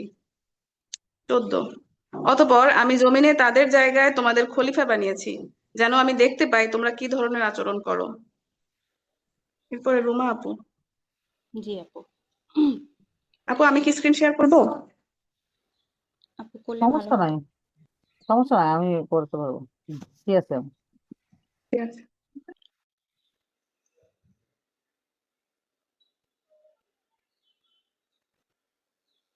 হ্যাঁ, রুমা আপু বলেন। জি। 15, হে নবী, যখন আমার সুস্পষ্ট আয়াতসমূহ তাদের পড়ে শোনানো হয় তখন যারা মৃত্যুর পর তাদের সাথে আমার সাথে দেখা সাক্ষাতের আশা করে না তারা ঔদ্ধত্যের সাথে বলে, এছাড়া অন্য কোনো কোরআন নিয়ে এসো কিংবা একে বদলে দাও। তুমি এদের বলো, আমার নিজের এমন কোনো ক্ষমতা নেই যে আমি একে বদলে দেব। আমি তো তাই অনুসরণ করি যা আমার উপর ওহী আসে। আমি যদি আমার মালিকের কোনো রকম নাফরমানি করি তাহলে আমি একটি মহাদিবসের কঠিন শাস্তির ভয় করি। 16, তুমি বলো, আল্লাহ তাআলা না চাইলে আমি তোমাদের উপর এ কোরআন পাঠই করতাম না। আমি এ গ্রন্থ সম্পর্কেও তোমাদের কোনো কিছু জানাতাম না। আমি তো এর আগে তোমাদের মাঝে অনেক বয়স কাটিয়েছি, কিন্তু এমন কোনো কথা আমি তোমাদের বলিনি। তোমরা কি বুঝতে পারছো না? 17, তারপর বলো, তার চাইতে বড় জালেম আর কে, যে আল্লাহ তাআলার উপর মিথ্যা আরোপ করে কিংবা তার আয়াতসমূহকে অস্বীকার করে? এ ধরনের নাফরমান লোকেরা কখনোই সফলকাম হয় না। 18, এরা আল্লাহ তাআলাকে বাদ দিয়ে এমন কিছুর উপাসনা করে যা তাদের কোনো রকম ক্ষতি করতে পারে না। আবার তা তাদের কোনো রকম উপকারও করতে পারে না। তারা বলে, এগুলো হচ্ছে আল্লাহ তাআলার কাছে আমাদের সুপারিশকারী। তুমি মুশরিকদের বলো, তোমরা কি আল্লাহ তাআলাকে এমন কোনো কিছুর খবর দিতে চাও যা তিনি আসমান সমূহের মাঝে অবহিত নন এবং জমিনের মাঝেও নন? তিনি পাক পবিত্র এবং মহান। তারা তার সাথে যে শিরক করে তিনি তার চাইতে অনেক পবিত্র। ১৯ মানুষরা ছিল এক জাতিভুক্ত, অতঃপর তারা নিজেদের মাঝে মতবিরোধ সৃষ্টি করে। তোমরা মালিকের পক্ষ থেকে তাদের মৃত্যু পরবর্তী শাস্তির ঘোষণা না থাকলে কবেই সে বিষয়ের ফয়সালা হয়ে যেত, যে বিষয় নিয়ে তারা মতবিরোধ করে। ২০ তারা বলে, তারা মালিকের কাছ থেকে তার ওপর কোনো নিদর্শন অবতীর্ণ হয় না কেন? তার মালিকের কাছ থেকে তার উপর কোনো নিদর্শন অবতীর্ণ হয় না কেন? তুমি বলো, গায়েব সংক্রান্ত জ্ঞান একমাত্র আল্লাহ তাআলার জন্য, অতঃপর আল্লাহ তাআলার সে গায়েবী ফয়সালার জন্য তোমরা অপেক্ষা করো, আমিও তোমাদের সাথে প্রতীক্ষা করছি। ২১ মানুষকে দুঃখ মুসিবত স্পর্শ করার পর যখন আমি তাদের করুণার স্বাদ ভোগ করাই, তখন সাথে সাথে আমার রহমতের নিদর্শন সমূহের সাথে তাদের চালাকি দেখা দেয়। হে নবী, তুমি বলো, কৌশলে আল্লাহ তাআলা সবার চাইতে বেশি তৎপর। অবশ্যই আমার পাঠানো ফেরেশতারা তোমাদের যাবতীয় কৌশলের কথা লিখে রাখে। ২২ তিনি মহান আল্লাহ তাআলা, যিনি তোমাদের জলে স্থলে ভ্রমণ করান, এমনকি তোমরা যখন নৌকায় থাকো এবং এই নৌকাগুলো যখন তাদের নিয়ে অনুকূল আবহাওয়ায় চলতে থাকে, তখন নৌকার আরোহীরা এতে আনন্দিত হয়। হঠাৎ এগুলো ঝড়বাহী বাতাসের কবলে পড়ে এবং সব দিক থেকে তাদের উপর ঢেউ আসতে থাকে এবং তারা মনে করে এবার সত্যি এ বাতাস ও ঢেউ দ্বারা তারা পরিবেষ্টিত হয়ে গেছে। তখন তারা একান্ত নিষ্ঠাবান বান্দা হয়ে আল্লাহ তাআলাকে ডাকে, হে আল্লাহ, যদি তুমি আমাদের এ মহা দুর্যোগ থেকে বাঁচিয়ে দাও, তাহলে অবশ্যই আমরা তোমার কৃতজ্ঞ বান্দাদের অন্তর্ভুক্ত হয়ে যাব। ২৩ অতঃপর যখন তিনি তাদের বিপর্যয় থেকে বাঁচিয়ে দেন, তখন তারা সাথে সাথেই অন্যায়ভাবে জমিনে নাফরমানি শুরু করে দেয়। হে মানুষ, শুনে রাখো, তোমাদের এ নাফরমানি তোমাদের নিজেদের ওপরেই পতিত হবে। মূলত এগুলো হচ্ছে দুনিয়ার অস্থায়ী সহায় সম্পদ। অতঃপর আমার কাছেই হচ্ছে তোমাদের ফেরার জায়গা। সেদিন আমি তোমাদের বলে দেব দুনিয়ায় তোমরা কি করতে। ২৪ এ পার্থিব জীবনের উদাহরণ হচ্ছে, যেমন আমি আকাশ থেকে পানি বর্ষণ করলাম, তা দ্বারা অতঃপর জমিনের গাছপালা ঘন সন্নিবিষ্ট হয়ে উদ্গত হলো, যা থেকে মানুষ ও জন্তু জানোয়াররা তাদের আহার সংগ্রহ করলো। এরপর যখন জমিন তার সৌন্দর্যের রূপ ধারণ করলো এবং আপন সৌন্দর্যে সে শোভিত হয়ে উঠল, তখন তার মালিক মনে করলো তারা বুঝি এর ফসল ভোগ করার উপর এখন সম্পূর্ণ ক্ষমতাবান। এ সময় হঠাৎ করে রাতে কিংবা দিনে আমার আযাবের ফয়সালা তাদের উপর আপতিত হলো। অতঃপর আমি তাদের এমনভাবে নির্মূল করে দিলাম যেন গতকাল পর্যন্ত এখানে তার কোনো অস্তিত্বই ছিল না। এভাবেই আমি আমার আয়াতসমূহ সেসব জাতির জন্য খুলে খুলে বর্ণনা করি যারা চিন্তা ভাবনা করে। ২৫ হে মানুষ, আল্লাহ তাআলা তোমাদের শান্তির নিবাসের দিকে ডাকছেন। তিনি যাকে ইচ্ছা করেন তাকে সহজ সরল পথে পরিচালিত করেন। ২৬ যারা ভালো কাজ করেছে, কল্যাণ তো থাকবে তাদের জন্য এবং থাকবে আরো বেশি। সেদিন তাদের চেহারা কোনো কালিমা ও হীনতা দ্বারা আচ্ছন্ন থাকবে না। তারাই হবে জান্নাতের অধিবাসী, তারা সেখানে থাকবে চিরদিন। ২৭ অপরদিকে যারা মন্দ কাজ করছে, তাদের মন্দের প্রতিফল মন্দের মতোই হবে। অপমান তাদের আচ্ছন্ন করে ফেলবে। সেদিন আল্লাহর আযাব থেকে তাদের রক্ষাকারী কেউই থাকবে না। তাদের চেহারা এমনই কালো হবে যেন রাতের অন্ধকার ছিঁড়ে তার একটি টুকরো তাদের মুখের উপর ছেয়ে দেয়া হয়েছে। এরাই হচ্ছে জাহান্নামের অধিবাসী, সেখানে তারা চিরদিন থাকবে। ২৮ স্মরণ করো, যেদিন আমি তাদের সবাইকে আমার সামনে একত্রিত করব, অতঃপর যারা আমার সাথে শরিক করেছে আমি তাদের বলবো, তোমরা এবং যাদের তোমরা শরিক করেছো স্ব স্ব স্থানে অবস্থান করো। এরপর আমি তাদের পরস্পরকে আলাদা করে দেব এবং যাদের তারা শরিক করেছিল তারা বলবে, না, তোমরা কখনোই আমার উপাসনা করতে না। ২৯ আজ আল্লাহ তাআলাই আমাদের এবং আমাদের মাঝে সাক্ষ্য প্রদানকারী হিসেবে যথেষ্ট। আমরা তোমাদের উপাসনার ব্যাপারে আসলেই গাফেল ছিলাম। ৩০ এভাবেই সেদিন প্রত্যেক ব্যক্তি যা সে করে এসেছে পুরোপুরি জানতে পারবে এবং সবাইকে তাদের আসল মালিক আল্লাহ তাআলার কাছে ফিরিয়ে নেওয়া হবে। আল্লাহ তাআলা সম্পর্কে তারা সেসব মিথ্যা ও অলীক কথাবার্তা উদ্ভাবন করত, নিমিষেই তা তাদের কাছ থেকে হারিয়ে যাবে। ৩১ হে নবী, তুমি বলো, কে তোমাদের আসমান ও জমিন থেকে জীবিকা সরবরাহ করেন? অথবা কে তোমাদের শোনা ও দেখা নিয়ন্ত্রণ করেন? কে জীবিতকে মৃত থেকে আবার মৃতকে জীবিত থেকে বের করে আনেন? কে আছে এমন, যিনি এসব কিছুর পরিকল্পনা প্রণয়ন করেন? তারা বলবে, হ্যাঁ অবশ্যই আল্লাহ তাআলা। তুমি বলো, তাহলে সত্যি অস্বীকার করার পরিণামকে কি তোমরা ভয় করো না? 32। এই তোমাদের আল্লাহ তাআলা, তিনিই তোমাদের আসল রব। সত্য আসার পর তাকে না মানা গোমরাহি ছাড়া আর কি? তারপরও এই সত্য থেকে তোমাদের কোথায় কোথায় ফেরানো হচ্ছে। 33। যারা নাফরমানি করেছে তাদের ওপর তোমার মালিকের কথা এভাবেই সত্য বলে প্রমাণিত হলো। আসলেই এরা কখনো ঈমান আনবে না। 34। তুমি বলো, তোমাদের বানানো এসব শরীকদের মধ্যে এমন কেউ কি আছে যে প্রথমবার এগুলো বানাতে পেরেছে, অতঃপর মৃত্যুর পর তাকে ফিরিয়ে আনতে পারবে? তুমি বলো, আল্লাহ তাআলাই সৃষ্টিকে প্রথম অস্তিত্ব প্রদান করেন, অতঃপর দ্বিতীয়বার তিনিই তাতে জীবন দান করবেন। এ সত্ত্বেও তোমাদের সত্য থেকে কোন দিকে বিচ্যুত করা হচ্ছে? 35। তুমি বলো, তোমাদের শরীকদের মধ্যে এমন কে আছে যে মানুষকে সঠিক পথ দেখাতে পারে? তুমি বলো, হ্যাঁ, আল্লাহ তাআলাই তাদের সঠিক পথ দেখাতে পারেন। যিনি সঠিক পথ দেখান তিনি অনুসরণের বেশি যোগ্য, না সে ব্যক্তি বেশি যোগ্য যে নিজে কোনো পথের সন্ধান পায় না, যতক্ষণ না তাকে পথের সন্ধান দেয়া হয়। তোমাদের এ কি হলো? কেমন ধরনের ফয়সালা করো তোমরা? 36। তাদের অধিকাংশ ব্যক্তি নিজেদের আন্দাজ অনুমানের অনুসরণ করে, আর সত্যের মোকাবেলায় আন্দাজ অনুমান অবশ্যই কোনো কাজে আসে না। আল্লাহ তাআলা অবশ্যই তাদের কর্মকাণ্ড সম্পর্কে পূর্ণাঙ্গ ওয়াকেফহাল রয়েছেন।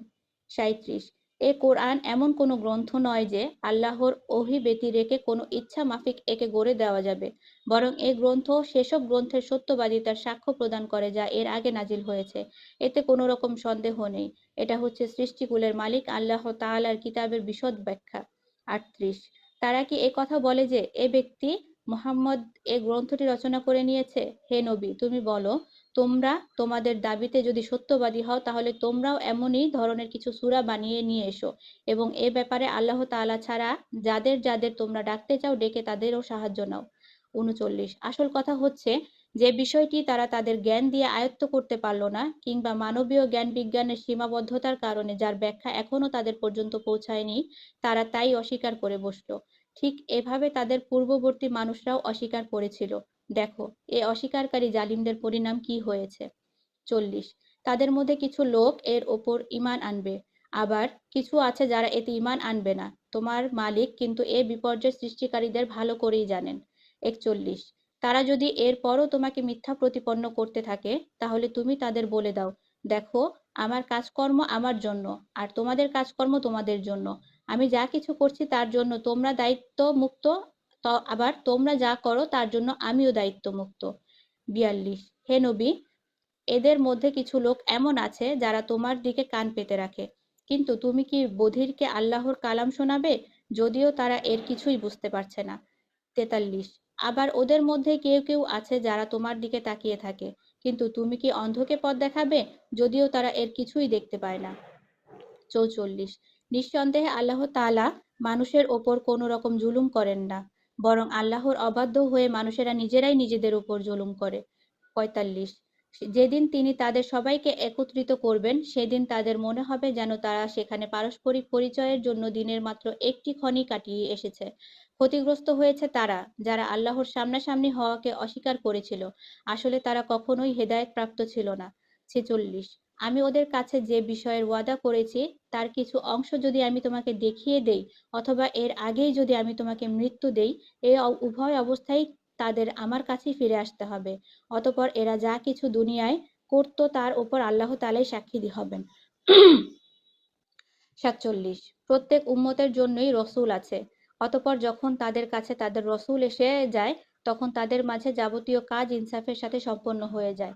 তাদের উপর কখনো জুলুম করা হয় না। 48।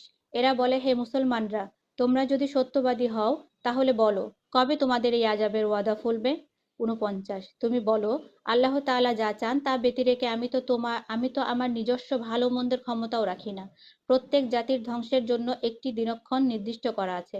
তাদের সে দিনটি যখন আসবে তখন তারা এক মুহূর্তকাল সময় পেছনে থাকতে পারবে না, না এক মুহূর্ত সময় তারা এগিয়ে আসতে পারবে। 50। তুমি বলো, তোমরা কি ভেবে দেখেছো, যদি তোমাদের ওপর আল্লাহর আযাব রাতে কিংবা দিনের বেলায় এসে পতিত হয়, তাহলে এরপর আর কোন বিষয় নিয়ে নাফরমান লোকেরা তাড়াহুড়ো করতে চাইবে? 51।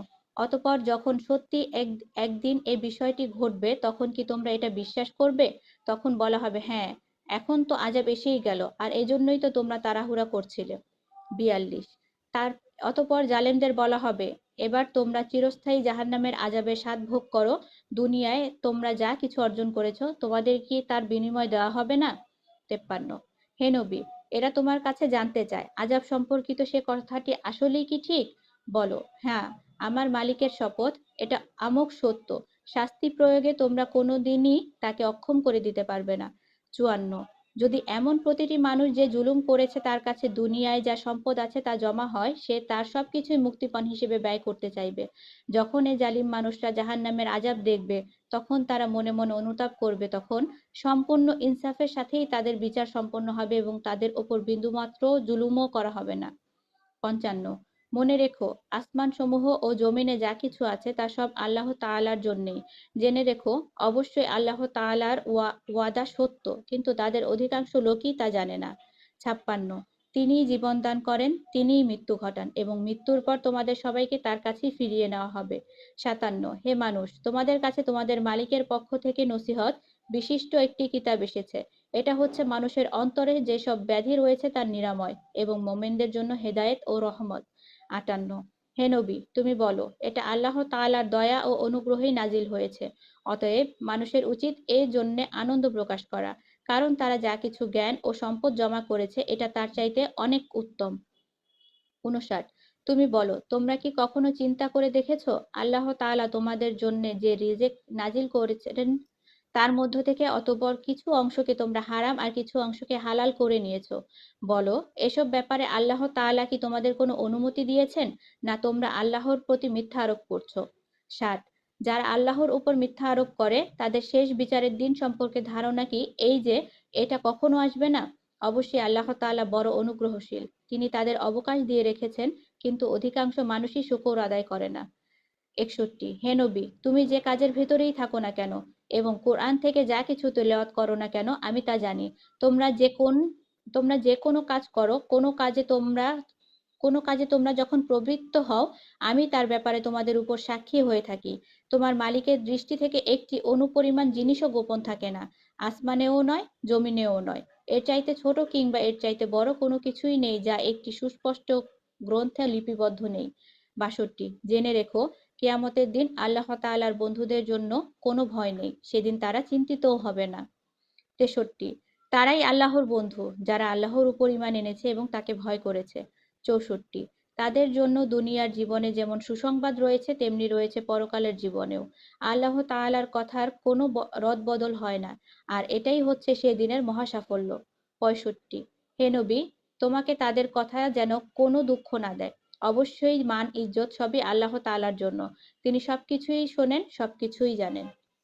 আলহামদুলিল্লাহ, জাযাকুমুল্লাহু খায়র। আলহামদুলিল্লাহ, নেক্সট আমরা ইনশাআল্লাহ 66 নম্বর আয়াত থেকে পড়বো। সুবহানাকাল্লাহুম্মা ওয়া বিহামদিকা নাশহাদু আল্লা ইলাহা ইল্লা আনতা নাস্তাগফিরুকা ওয়া নাতুবু ইলাইক।